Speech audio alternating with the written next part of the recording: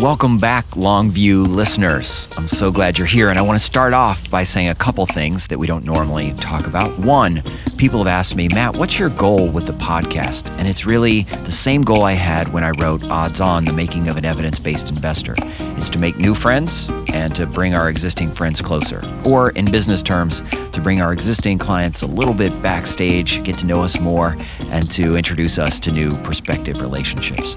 If you're interested in learning more about my firm, it's called Hill Investment Group, and you can go to our website and check us out. Next, I want to tell you this episode to me feels kind of like sitting on a front porch with a glass of sweet tea. Maybe not sweet tea, maybe an Arnold Palmer, maybe half lemonade and half tea. There's just a great vibe and energy to Sid and Ann Mashburn. I recorded this episode in Atlanta, Georgia, and they are just the coolest. I'm excited for you to hear from them. Their full bio will be in the show notes, but I just want to say they are the Tastemakers. If you look for them, you'll find them all over the media right now. They have great partnerships with big brands and have cool stores. In fact, they have 5 stores throughout the country.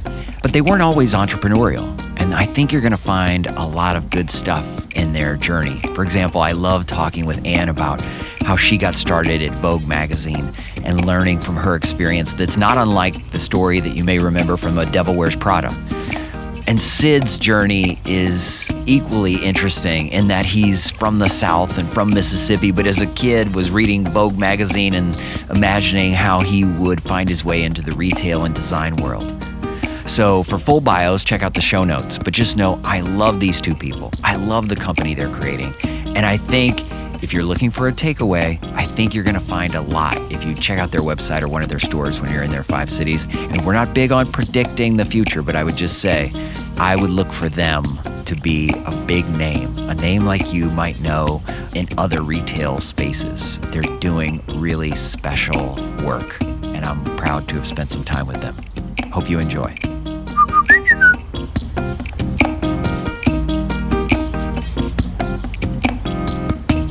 I want to start by saying, and this may be easier for me to say than for you to say, like, I really think you're doing something that no one else is doing. Like if I tried to relate to other people something that if they don't have a Sid and Ann Mashburn in their own town, if I tried to compare you to someone else, you're really in a class all your own. And I love what you're doing. And I've met other people who feel like they have a secret too because they've found you. That's so nice. You're too Thank nice you. to say that. Thank you. Okay, well, let's back up though and go to, sort of the early days. Sid, you're the preppy hippie from Mississippi? That's what Ann says. That was her original moniker for me. But Sid, Mississippi's not exactly the fashion capital of the world. Oh, come on, Matt. You know better, right? So how does a nice boy like you end up in the fashion world in New York? It really is a great question because I think that what you just said, it's kind of what everybody thinks. Funny enough, Mississippi people do take pride in what they wear, and it's just something that you kind of grow up with. And I grew up in a very small town, and funny, I had 2 older sisters and an older brother, and they all loved clothes. And my mother's family was a merchant family, so they had these stores in these small, super small agricultural town called Pelahatchie, and they had a clothes store, a hardware store, an implement store, and a furniture store.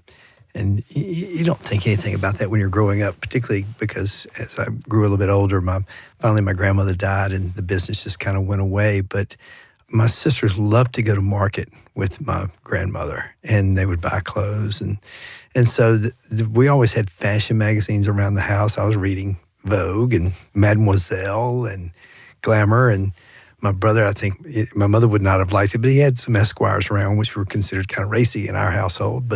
And my brother was a super dresser. And so you kind of grow up around that and you take to it. So there's not a lot to do in Mississippi. So between clothes and sports and just kind of idling my life away, I've learned to really love clothes. And so as soon as I got my driver's license at 15, I immediately went to a store. And funny enough, it was a relative who owned the clothes store, and I got a job. And so I was the errand boy, the runner, and I worked on the floor too, because eventually there would be more customers than the two guys on the floor could handle.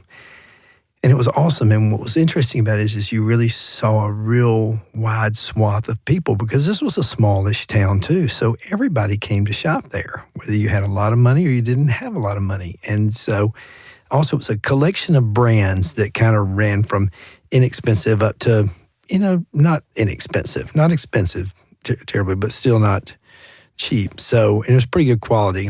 And I learned a lot about watching people in the wild. Because you spend time with them talking about clothes and their life and what's the context and the warp and woof of their life, and talking to them through the curtain while they're in the dressing room. I mean, I loved it. I loved it because it was an opportunity to connect with people, and they were looking for some advice and some help. So you became a confidant of theirs. Even though I'm 15 years old, they're like, well, what do you think about these pants on me? I'm like, no, but try these. And they're like, oh, yeah, those are good. And so it just was a great entree into being a little more grown up and understanding people's needs. Mm-hmm.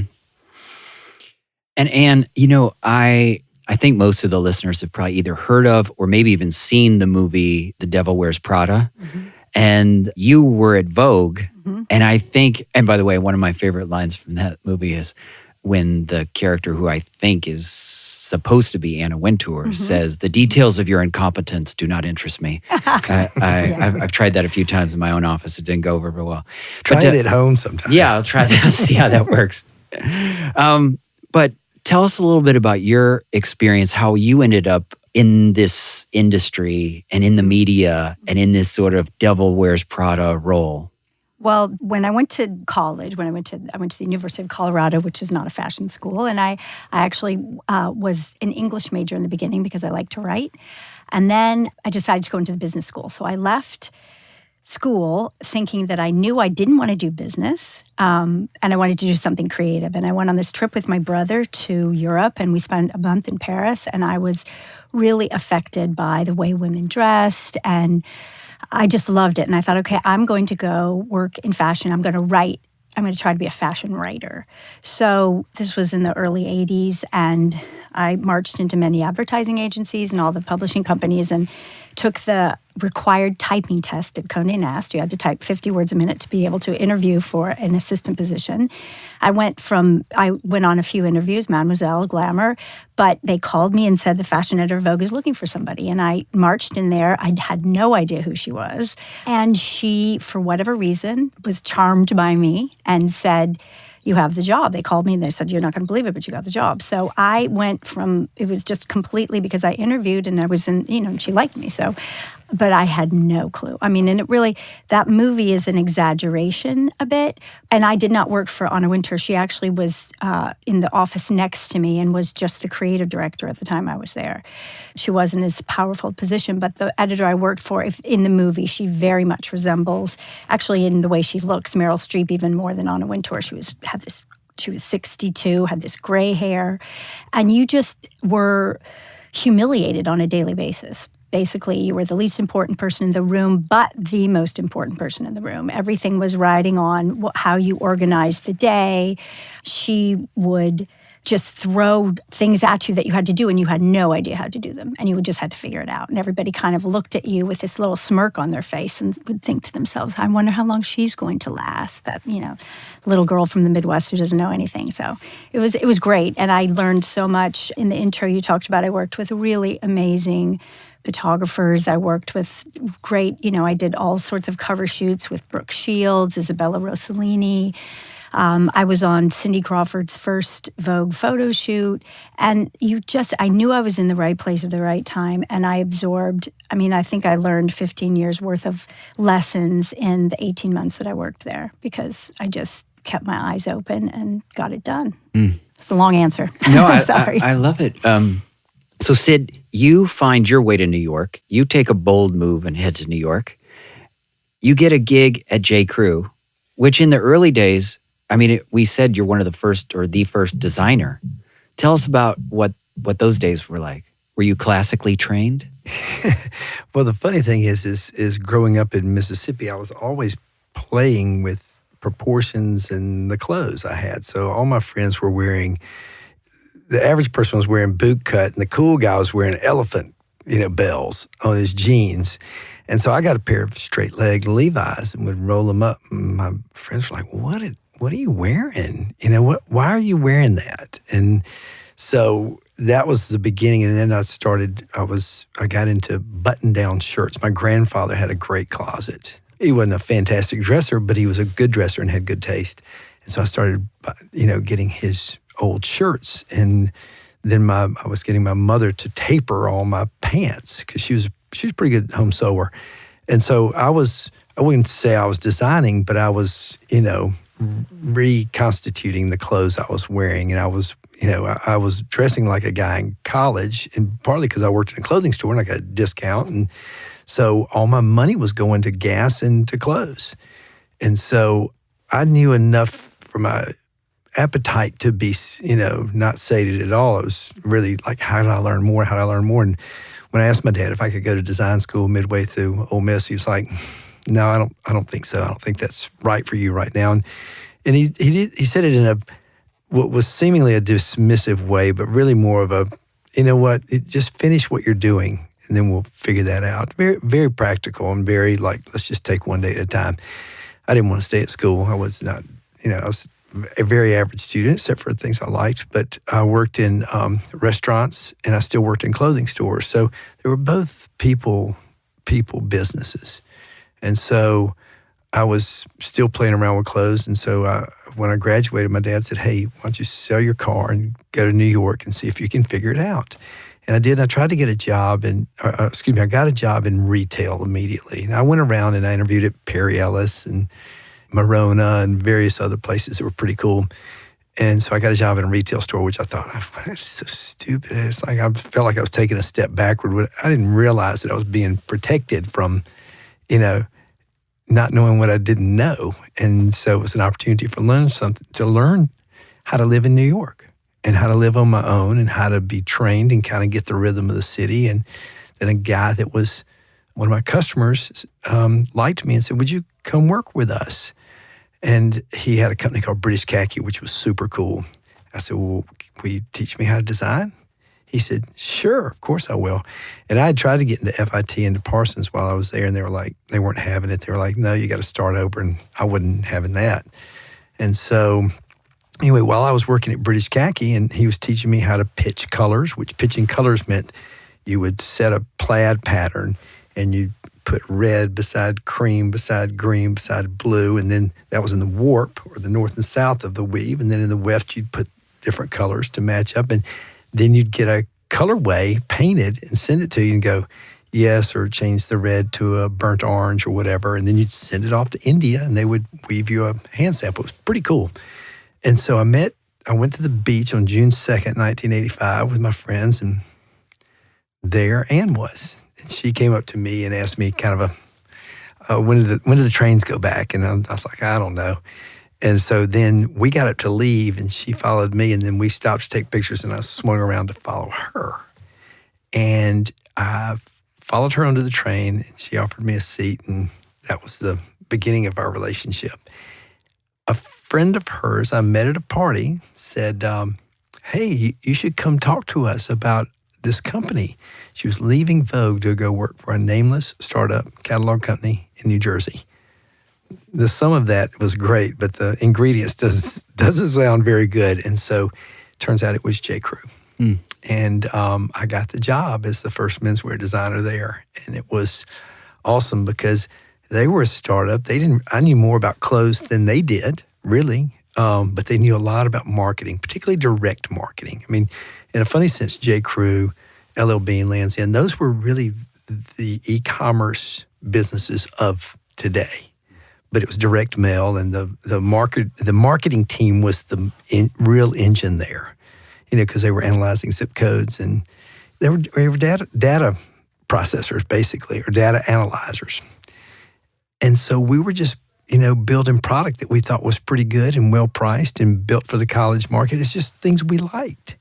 And so that's how I got the job. And they just kind of, they liked me and thought I had plenty of energy. And so it was a job where I'd go to work, I'd leave the house at 6 something in the morning, go to Port Authority, hop on a bus, go to New Jersey, get home at 8 o'clock at night. And I loved it. I couldn't imagine that I got to do that, especially without training. So Ann's friend, who she introduced me to, was really the person that helped me get the job. If I can jump in, J. Crew was a lot like Ralph Lauren in that when they recruited, they looked for people with high energy and great taste. And, a lot of the stuff they can teach you, but you can't, it's hard to teach somebody to have vision, style, taste. I mean, and they saw that when they saw Sid. So I think and the ability to communicate around it, because you did have to kind of speak to it, because you had to sell your designs even within the 4 walls of the company. You had to tell somebody why you thought this was the right color palette, or why this cut of pant was right, or this jacket fabric was good. But were you two in New York at this time dreaming and talking about one day starting your own company, or were you loving these roles that you had and just sort of starting your family in those days? When I met Sid, he absolutely always thought about doing his own thing. I think I still have a button from that he put on his coat, his little plaid blazer that had a wolf on it. He was going to call it wolf clothing. Do you remember that? Yeah. Did you forget about that? Yeah. No. So Sid has always wanted to do this. I had no idea we would ever have I guess I thought he could do anything. So I didn't, but we were so young. We were 23 when we met. And we knew we had a lot to learn. And what we always talk about now, in the beginning, we had nothing to lose. And so it was low risk, but didn't know anything. Then later in life, when we did start our business together at 45, we had a lot to lose, but we finally had the experience and the know-how to really do it. So we had to wait. You guys seem like you have some things in common and some things that are very different, sort of shared values and complementary skills. And that's kind of been a theme throughout the podcast episodes, is like great partnerships seem to have shared values and complementary skills. Would you say that is true for your partnership, both in life and in business? Yes, but I would also say that because we're so close, there's a lot of tension, and I don't think sometimes the things that seem complementary can seem conflicting too. You always, especially in marriage, you always want to be right, and I think in business, or want to agree. Yeah, that's true. Or be on the same page. Not, you want to be right, but you want them to be right too. Well, no, you want them to think like you. Yeah, maybe that's a better way of putting it. But we definitely have complementary. I mean, a partnership first in our life together when we split tasks. We both worked for a while, but then when we started to have so many children, we split up, and I did the majority of the heavy lifting for the girls, and Sid, worked doing what he does best, but. Yeah, it was interesting that she says that also, because, I would say that in some marriages, is always like, why are you working so long? And I did work long hours, and part of it is because I thought I needed to, and part of it is because I liked it, and hopefully it wasn't an idol. It was just something that felt necessary, but also was invigorating. And Ann never begrudged that at all. She's like, well, yeah, of course you have to work, and I've got the house taken care of, and she did, and it was a lot of fun growing up, and we had plenty of challenges along the way, and work was not always easy, but something that I always felt like I was progressing in, which was nice. Sid is very detail oriented, and I'm really much more 80-20. So I keep things moving along, perhaps more so than you do, but you bring us back when we really need to do something better, the right way. He's fantastic when it comes to the tiny things, but I can see the big picture clearly. I'm very impatient, so I like just to get it done. Yeah, I've heard you say that Sid kind of likes to take the long road, or the windy road, and you're kind of, let's get there quickly. Yeah, I just want to go. So we were driving in the car, visiting his small town in Mississippi once. I like to say the windy road, not the windy road. We were driving with his mother, and he took us around a back way, and I kind of exhaled, and I was like, even I knew the way to go to where we were going, and I'm not even from that town. And she looked at me and she said, "Don't you know that Sydney likes to go the roundabout way?" And I got it. So where are you when you decide to make this big entrepreneurial move? Where were you living, and how did you decide to come to Atlanta as sort of your home base? Well, we were living in Middleton, Wisconsin, which is kind of a bedroom community for Madison, Wisconsin. And I had been working in Dodgeville, Wisconsin. And I basically had been fired from Land's End. Which I thought would happen a year into his post there. He asked me to move to Wisconsin from Connecticut, from New York. And I thought, that's sure. I'll go there for a year. I'm sure that's all that will be there. But it took a while longer. About 6 years. Yeah. And so anyway, we were, Ann was kind of the mindset of, well, we're going back to New York, right? Because that's really where most design, creative positions are. And I said, well, that idea that I've been talking about for 30 years or 20 plus years? And she said, yeah. And so we talked about that a little bit. And she said, well, you know what? I'll let you say.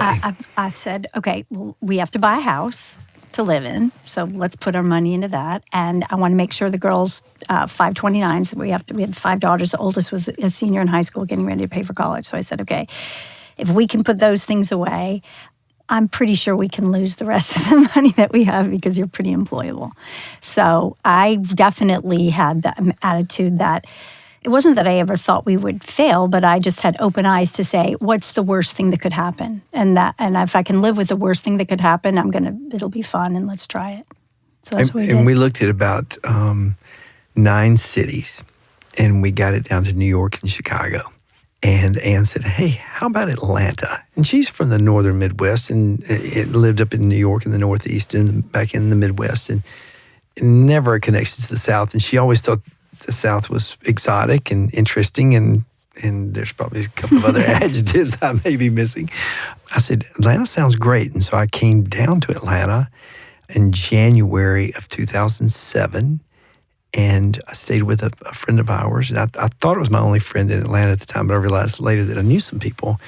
And this person, Lisa Hoffman from Hattiesburg, who I'd gone to college with, and she treated me like she was running the Chamber of Commerce and as a friend, and showed me around everywhere and took me to Taqueria del Sol to eat. I was like, well, why are we going to a taco place in Atlanta? It's like, could it be really that good? And sure enough, it was fantastic. And I've spent the rest of that week there in January driving every street in Atlanta. And the roundabout way. The roundabout way. But, my job is sort of a creative lead, whether it was at J. Crew or Tommy Hilfiger or Land's End or Polo, is kind of sniffing out what appears to feel cool and feel right. And so I couldn't really find sort of the locus of energy in Atlanta. And I drove every street from the underground to the mall for 4 days. And so on Friday, I was like, shoot, I'll go back to that taco place before I go catch a plane, because that was good. And I drove back over there, and the parking lot was teeming with people. And this is an area of Atlanta that had not been really developed yet. And so this place, I was like, gosh, this is pretty cool. And I walked into the store there, and I said, hey, how's your business here? I'm Sid Mashburn, and they had a kids business. It was pretty high end. It's very nice. It's called Braithwaite, B. Braithwaite. And they said, gosh, you should consider opening your store here. I was like, huh. And she said, as a matter of fact, I think the people behind me are getting ready to move out. Sure enough, I walked back there, and he's boxing up. I'm like, this is interesting.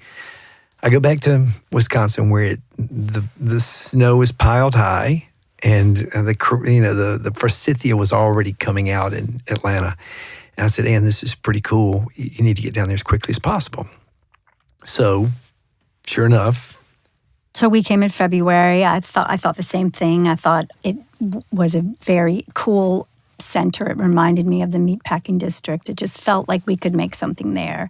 And again, to Sid's point, there were daffodils, and I thought Atlanta looked like an awesome place, so we just jumped in.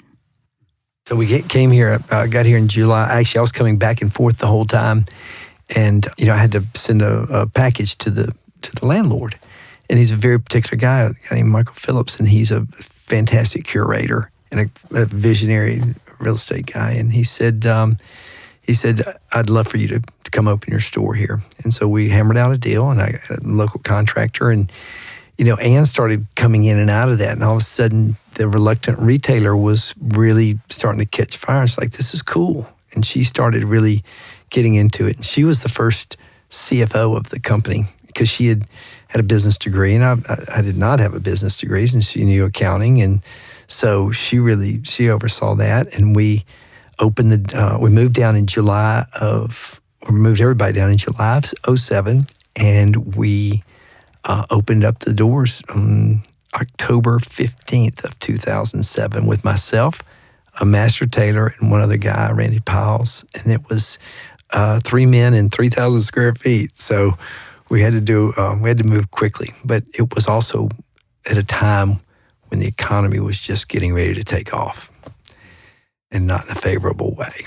And so I was really not concerned. And so we talk about risk, and, Ann's fairly risk averse, and I can be risk averse also, except for in something that I really believe in.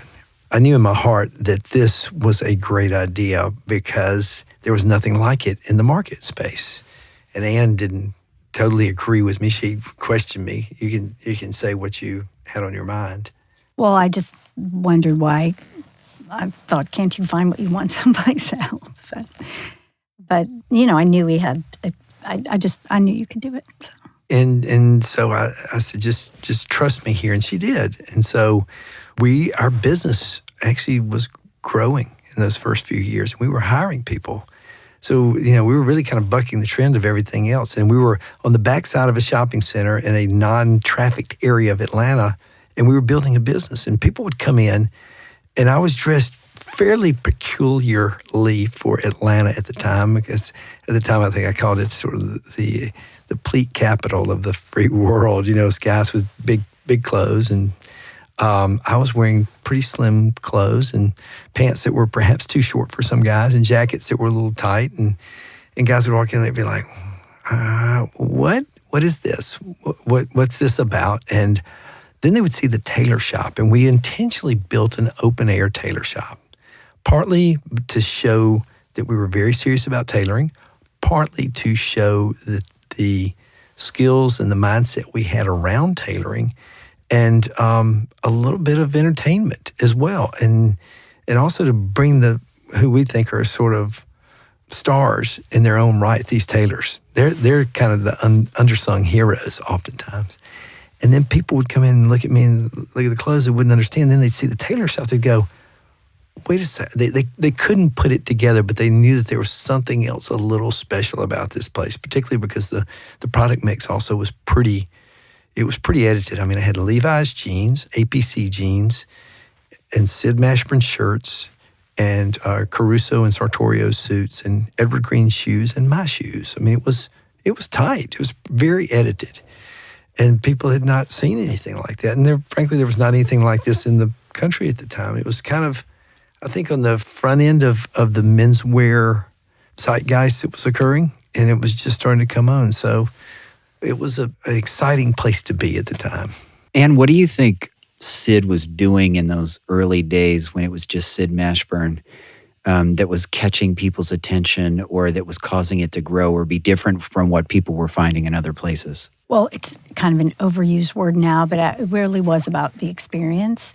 And I think both of us helped in I wasn't selling in the shop, but we made a place that felt like a place you wanted to just be and not just to buy. So part of it was to kind of express ourselves, because we didn't know that many people in town, and somebody's walking the store, you want them to know it's yours. We decorated it with a lot that was from our own home. I made sure that we had this awesome mood board, because when I would, we both were in creative fields, and you have your little bulletin board in your cubicle. And I can remember really I loved my own, but I mostly loved to go when I would visit Sid at his office. I would just sit down and just kind of exhale and say, wow, this is cool. You think this is clever. I like this. It's really interesting. So we put that up in the shop so that when people came in, they could get a bit of Sid's aesthetic. then we, when people came in, we'd offer them a drink. Sid is all about music. That's a huge, I think Sid is actually a more talented music person than even clothing designer, in my opinion. And he, always had great vinyl playing, and it was just his point of view. So I think that the thing that I love about our shops is that you walk in and you know where you are. You may like it, you may not, but we definitely have a point of view. And it's not so out there that it doesn't appeal to a lot of people. So business-wise, I think it made our brand makes a lot of sense for a lot of people. But it really was just a personality. And Sid, was in the store himself, and he's a big personality, and he makes a lot of friends really easily. So I actually just think that's pretty much it. And what was the spark that really pushed you to open Ann Mashburn? Well, I did not want to, but this landlord that we talked about, Michael Phillips, who's has exceptional taste and is a great visionary and a great seller, kind of sold me on it. There was a small shop that was 2 doors down from Sid's that was going vacant, and he pushed me and said, "You're great. You could make it great. I think it would be fantastic." And then my girls pushed me because they knew how much. They said, "Mom, you do so much work, and Dad gets all the attention." So I think it was the fact that I had 5 daughters, and we did have a family business. I mean, as I've said many times, I didn't really want it, but once I had it, I thought, okay, if this is a family business, and on a really good day, I looked at it in a very wonderful, romantic way. That we would go visit all the factories in Europe, and they had this tradition of family-owned clothing businesses and factories that it was a really beautiful thing to see. So I knew that the girls were only vaguely interested in men's clothes, and I thought, you know what, let's have a female side of it. So we set it up really safely. That I had a bump out in a year if it didn't work, and it worked really well. So we kept on. If I could add one thing, one thing that I loved about the way Ann thought of it, to me, the glass is never half full, even it's brimming, with opportunity. And so it was rare that I said, Ann, this is going to be difficult. You're going to lose a piece of your life. It's going to be very hard work. You're going to, just lose some of what little free time you have, and the time with the girls, you're going to lose a little bit. And taking care of customers is a full-time, hospitality is a full-time job, and it's going to be hard. And she said something, about, I want the girls to see that when an opportunity presents itself, that you don't just sit on the bench, that you go ahead and jump in where an opportunity is available.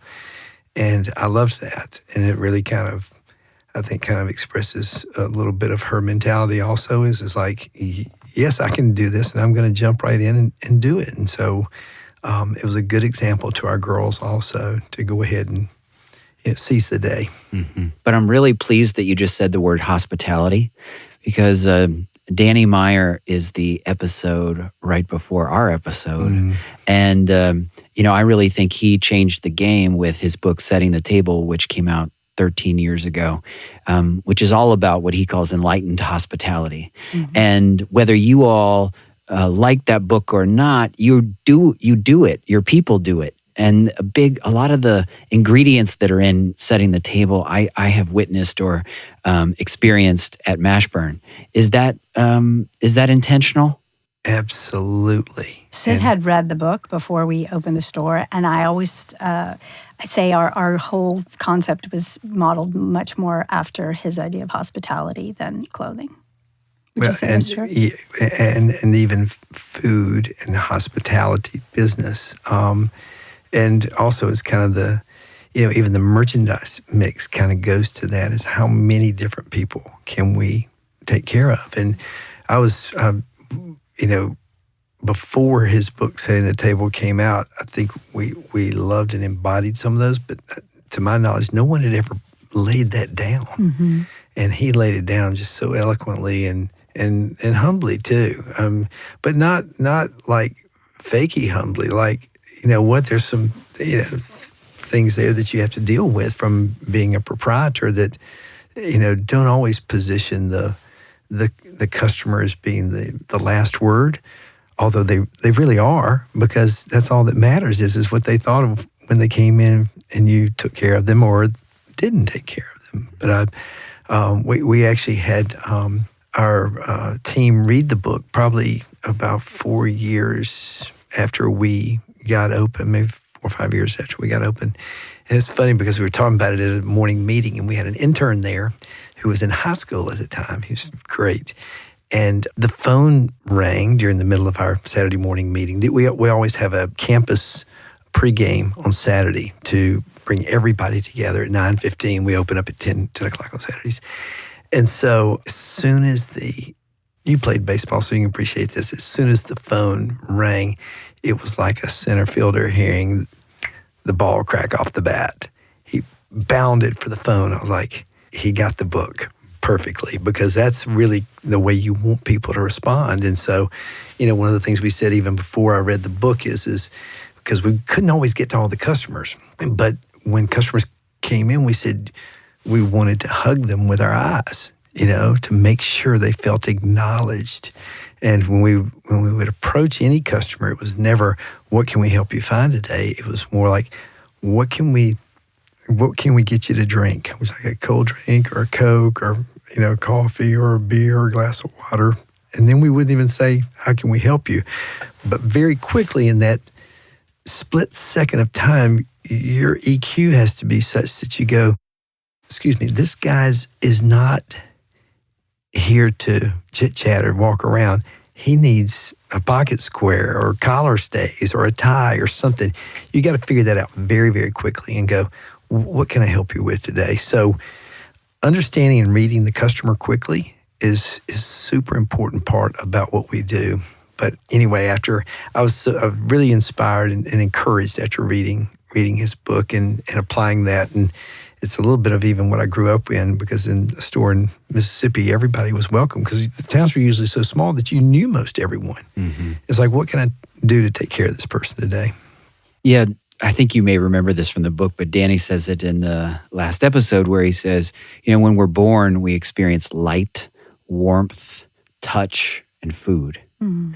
And those are our first experiences with hospitality. We don't know it by that name, but we spend the better part of our lives chasing those same things. Yeah, that's true. And I think you all have found a team and a culture, or created a team and a culture that it feels natural. It doesn't feel forced. When I was first introduced to Sid and Ann Mashburn, I had heard that you had maybe 30 employees, and now I think you have like 150. Close. What's that journey been like? Fast. or it feels like it's gone fast. Yeah, it's hard. It's hard to, Danny Meyer says, the bigger we get, the smaller we need to act. I think that's his quote.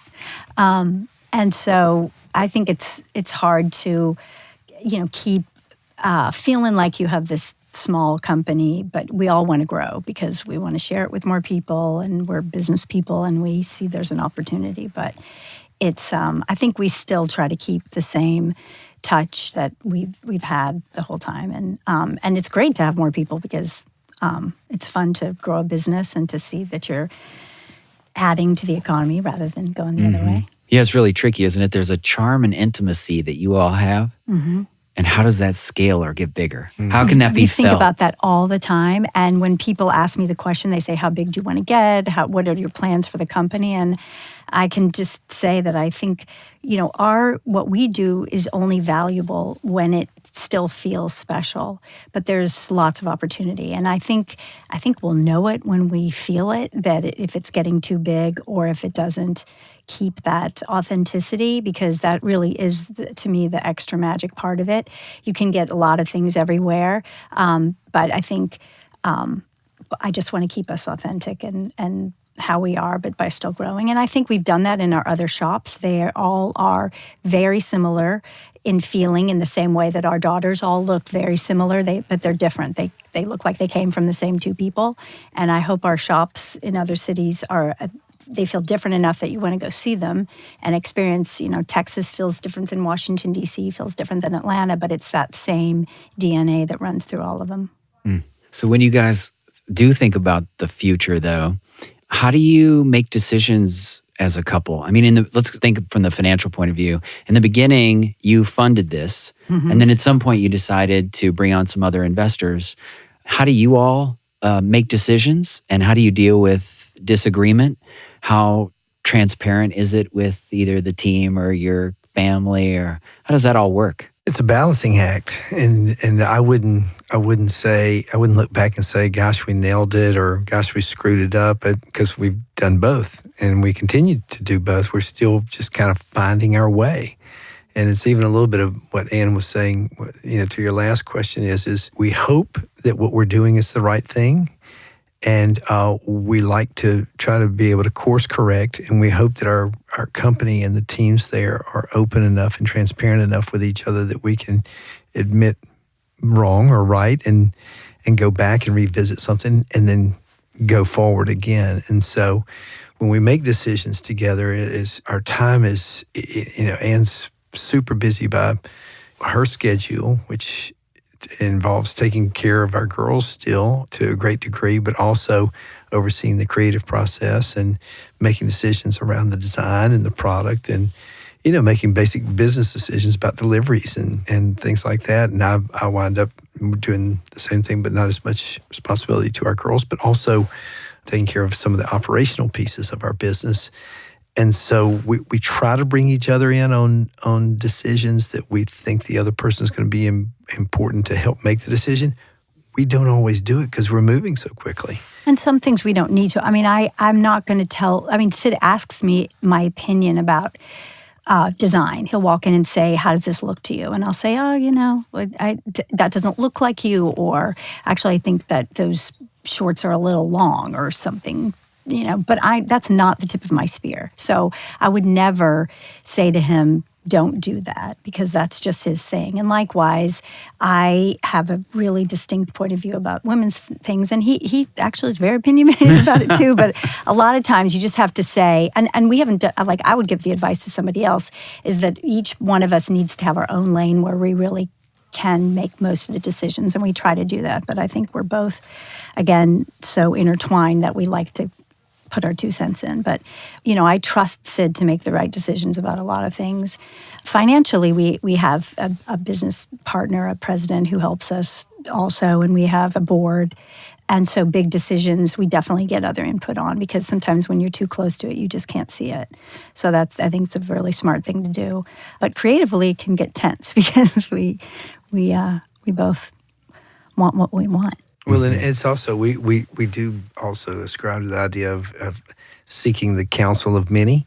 And so how do we find counsel amongst friends, amongst our board members, amongst other people in the organization, and just other business acquaintances about, what have you encountered here? How have you handled this?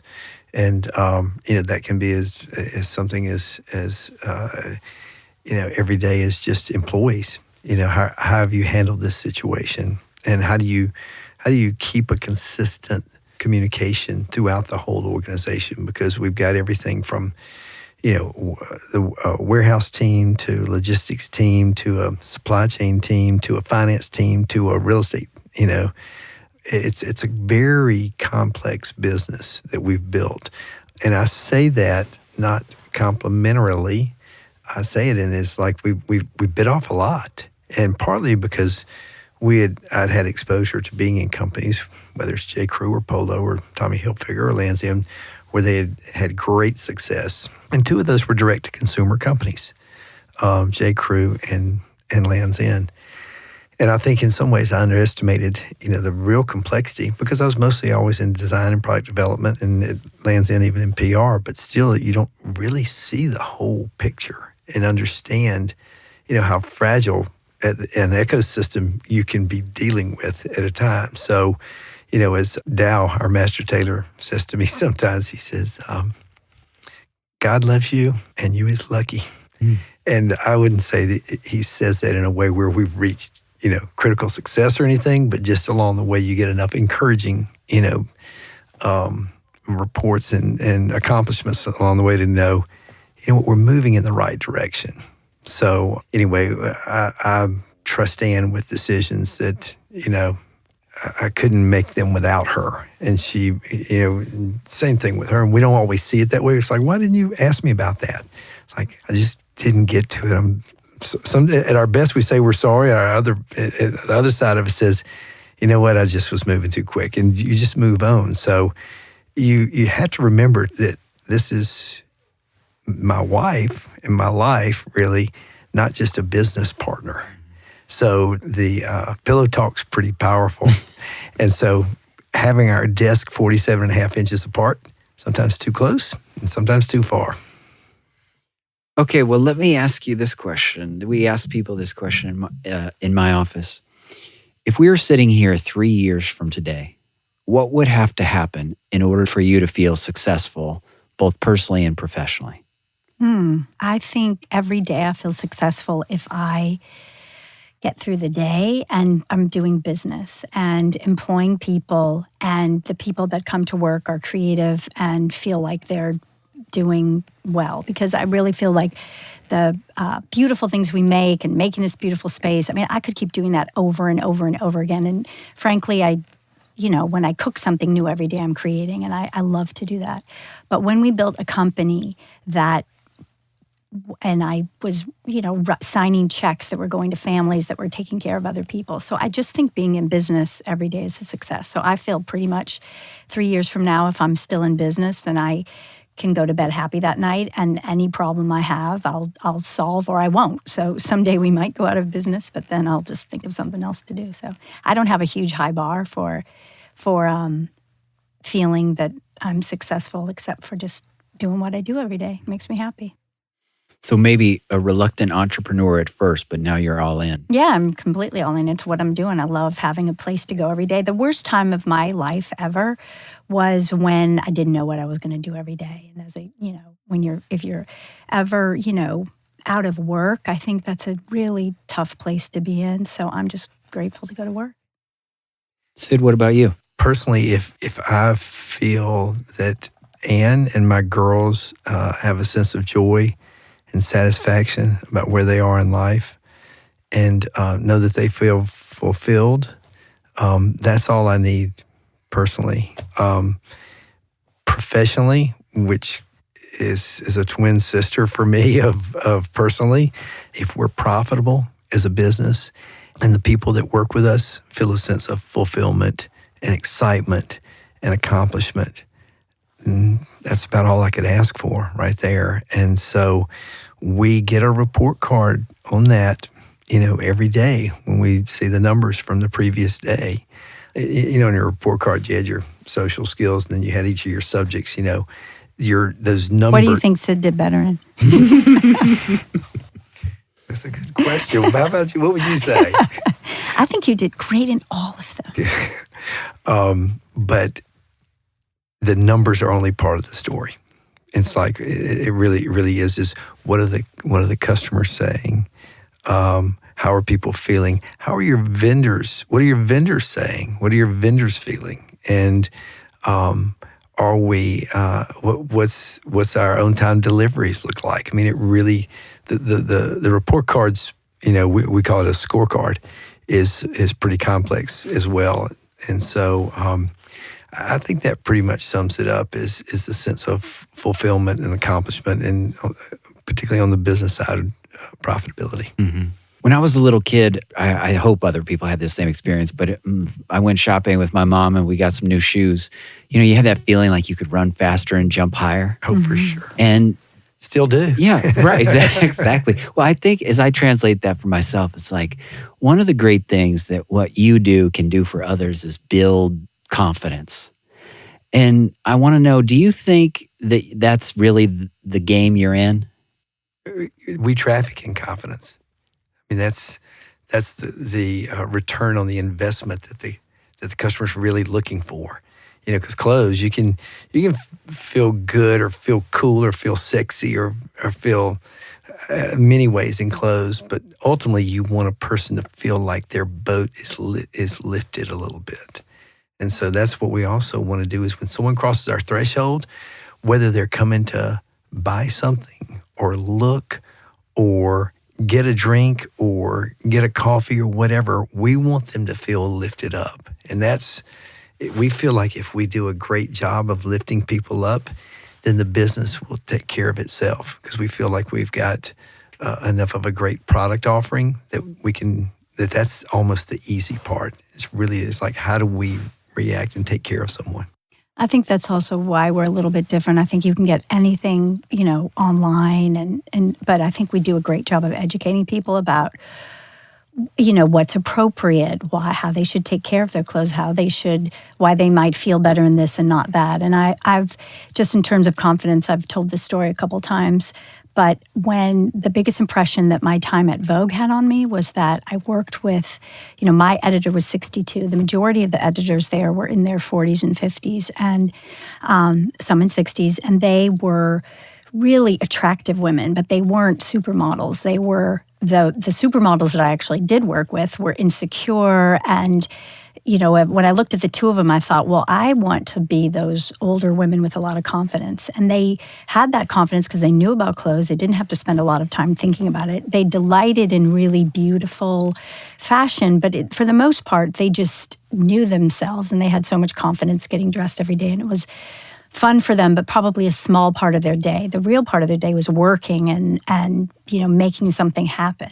So kind of as a, someone who thought of myself as a feminist, I thought, this is who I want to be. I want to think less about what I wear, but I know how important it is. And so I try to give that to the, all of our customers, but I have a better handle on women, and really teach them how to do that. Because once you get that checked off your list, you just can do so much more. Mm-hmm. What's really cool is that Ann writes this blog called "You Need This, I Promise," and what's really nice is what she just said informs a lot of this. It's like, how do you just tell people to kind of be comfortable in your own skin and lean into life, basically, in whatever situation you find yourself in. And it's not as complicated as we can tend to make it, and as the pressures of life can tend to make it. I love that you just brought up "You Need This, I Promise." So one of the things I think we do really well is provide a little context about clothing, why it's important, let people know. The idea behind something sometimes is more romantic and interesting even than the clothing item itself. I know Sid always talks about guys wanting to pop the hood. They love to wear a jacket more if they know that the wool came from some obscure spot or the colors were dyed a certain way.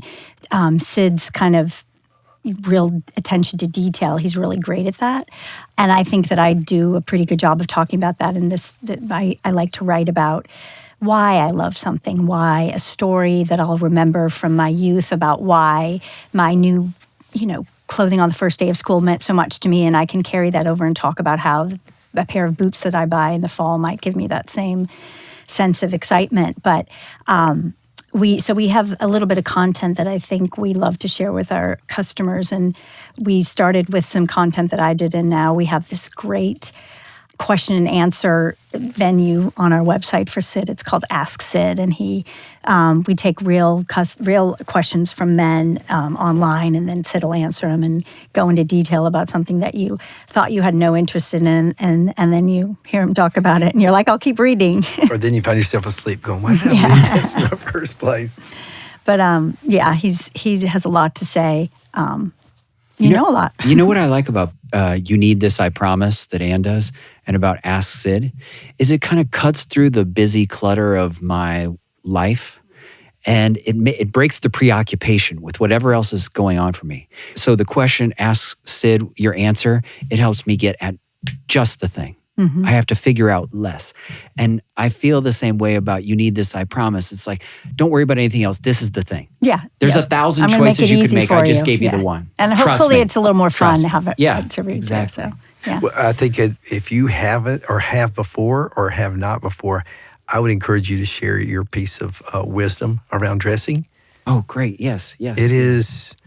Please tune into this, ladies and gentlemen. So when we have new people join our team at Hill Investment Group, I just am not a fan of when people tell you what not to do. I like it when you tell people, here's what we're aiming for. We may not always get it, but let's directionally go this way. And so I lead this little section where we talk about, in a service business, I've been told that when you sell something intangible, the tangibles become all that much more important. Mm-hmm. And so how we present ourselves, to me, matters. And this is a little thing I found in a magazine that it goes like this. Yes, it does matter. Sure, the well-dressed person gets ahead at work, But the real reason to look presentable isn't to impress your boss or your colleagues.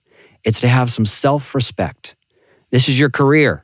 You probably busted your ass to get where you are. So take some pride in being there. Dressing well every morning acknowledges that you're preparing for something important. It reminds you to prize your dignity and to never be the kind of worker, hell, the kind of person who does only the bare minimum. So good. Very hopeful. Well, like that quote, I just love being with you guys because you say things in just the right way. I feel like you're so easy, and yet I love that you're competitive and hardworking. I love that you have taken this road that could be come with its own unique set of challenges, working together and bringing family into it. And I love the way I can see the way you respect and care for your people, the way Sid gave someone a high five as he was getting something out of the refrigerator earlier, and the way people respect and look at you and appreciate you. You're really doing something different and unique and special. And my root for you is that as you continue to grow and be successful, is that the special never leaves, that it only grows. Thank you. That's so nice of you. Thanks. This has been a lot of fun. Oh, good. Thanks, Sid. That's Thanks, awesome. Ann. Okay. And for all you listeners, write a review, keep giving me feedback, and tell a friend. See you next time.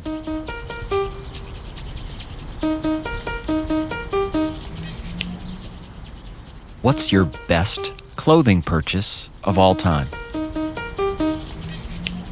Please note, the information shared in this podcast is not intended as advice. The intent is to share meaningful experiences. I am likely not your advisor, nor wealth manager, nor financial planner, and my opinions are my own and not necessarily shared by Hill Investment Group.